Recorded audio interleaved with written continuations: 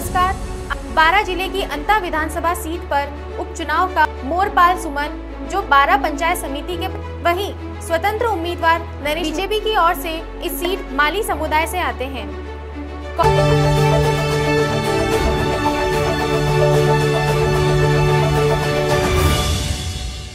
नमस्कार, आप देख रहे हैं ललकार न्यूज और मैं हूं आपके साथ यशस्वी चौहान। राजस्थान की राजनीति से आज की बड़ी खबर।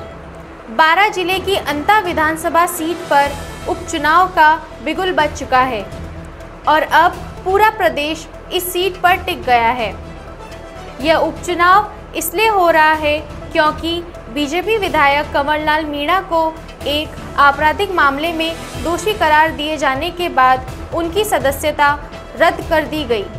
अब 11 नवंबर को इस सीट पर मतदान होगा और 14 नवंबर को नतीजे सामने आएंगे। इस बार मुकाबला 3 तरफा है। भाजपा ने उम्मीदवार बनाया है मोरपाल सुमन जो बारां पंचायत समिति के प्रधान हैं और माली समुदाय से आते हैं। कांग्रेस ने मैदान में उतारा है प्रमोद जैन भाया को, जिनका इलाके में अच्छा राजनीतिक प्रभाव माना जाता है।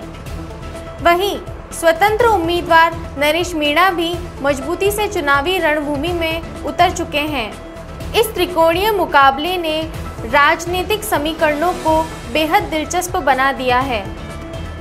बीजेपी की ओर से इस सीट पर वसुंधरा राजे का सीधा प्रभाव देखा जा रहा है क्योंकि अंता सीट झालावाड़ बारां लोकसभा क्षेत्र में आती है, जहां से उनके पुत्र दुष्यंत सिंह सांसद हैं। मोरपाल सुमन को टिकट मिलना भी राज्य की राजनीतिक पकड़ का नतीजा बताया जा रहा है। यानी अगर बीजेपी यह सीट हारती है तो इसे सीधे तौर पर वसुंधरा राजे की साख से जोड़कर देखा जाएगा। दूसरी ओर कांग्रेस पूरी ताकत के साथ मैदान में है। पूर्व मुख्यमंत्री अशोक गहलोत और सचिन पायलट दोनों ने यहां डेरा डाल रखा है। गहलोत ने कहा है कि अब जनता को सरकार को एक झटका देना जरूरी है।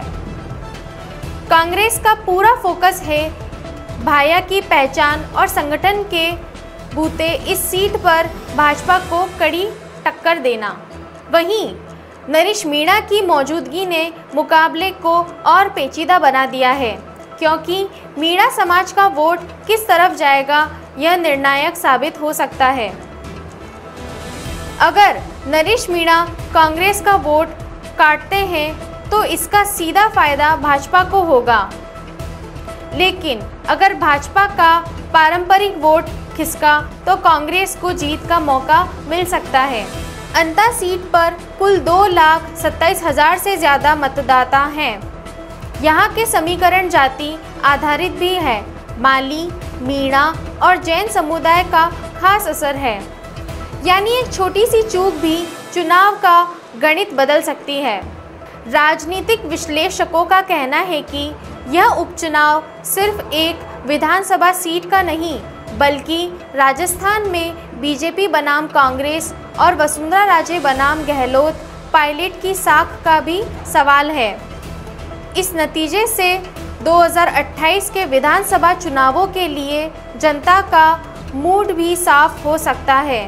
तो अंता उपचुनाव, जहां भाजपा की प्रतिष्ठा, कांग्रेस की चुनौती और एक स्वतंत्र उम्मीदवार की भूमिका, तीनों ने राजस्थान की राजनीति का पारा गरमा दिया है। जनता की सोच, जनता की ताकत। हम हैं ललकार न्यूज़।